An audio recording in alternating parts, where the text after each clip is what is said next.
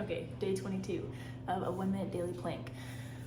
I watched a video this morning on a Guinness, or it was a whole compilation of like a Guinness World Record, and one of them happened to be the longest plank that was ever held, and it was 9 hours and 30 minutes.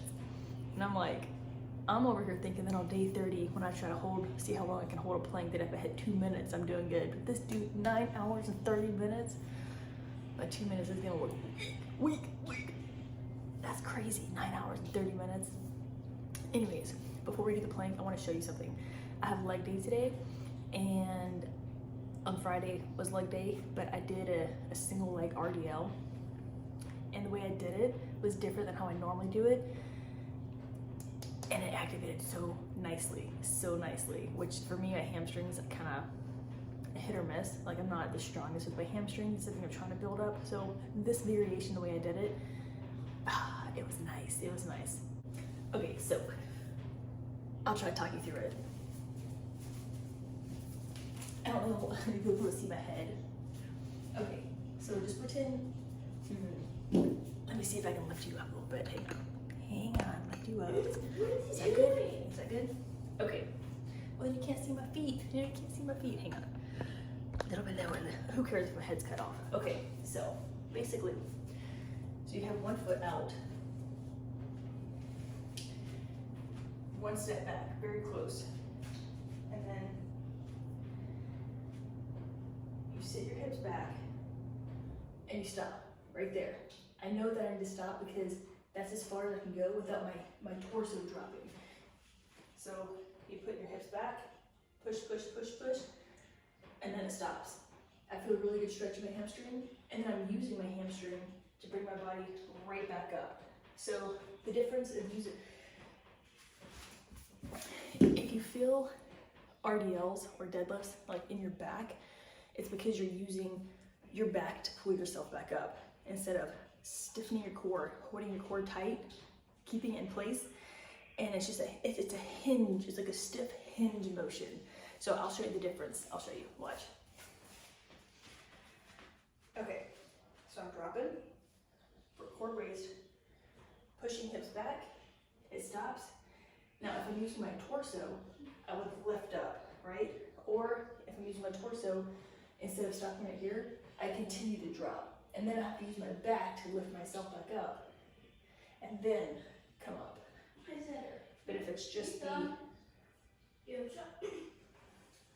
trying to find his... So, stiff core, push hips back, Give it back to me. your core doesn't move, you back up. You see the difference? Anyways, it was fantastic. When I did that on Friday, the connection to my hamstrings was so amazing, and then I felt sore afterwards, which was like, it was good. Okay, enough rambling about that. Let's plank for a minute, and then we'll do side dips. The kids are doing, they're being loud, sorry. So we're gonna do side plank, hip dips, 10 on each side. When I was trying to explain the RDL stuff, I had to talk kind of quietly because my husband's in the other room on his business calls, and so I had to stay a little quiet. So in case you didn't hear everything I said, or the fact that I didn't say everything I wanted to say because I was trying to keep it short, so I'll just do this voiceover explaining more about it while we're planking.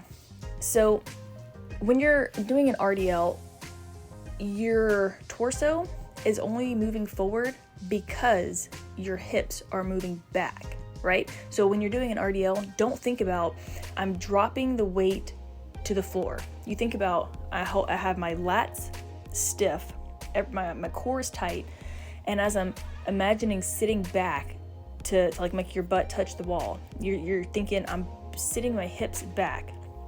And as you sit your hips back, your torso will naturally fall forward. So you're not manually dropping forward.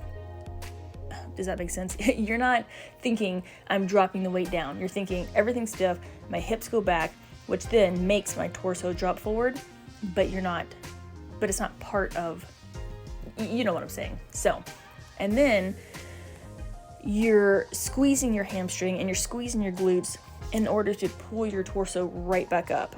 but you're keeping your torso, your abs, your core nice and solid and tight the whole time, so that you don't get an arch in your back and you don't fall too far forward.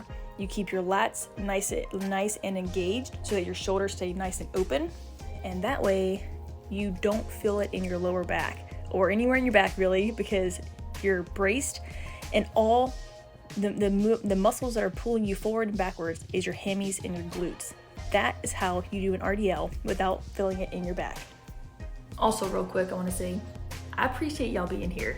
I'm doing this like silly plank challenge to make myself plank every day, to make myself use my core every day, and I'm documenting it, and y'all are here along with me, and I think that's really cool, so thanks.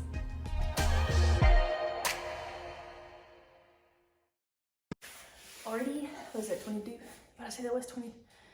Whatever day it is, I'll see you tomorrow.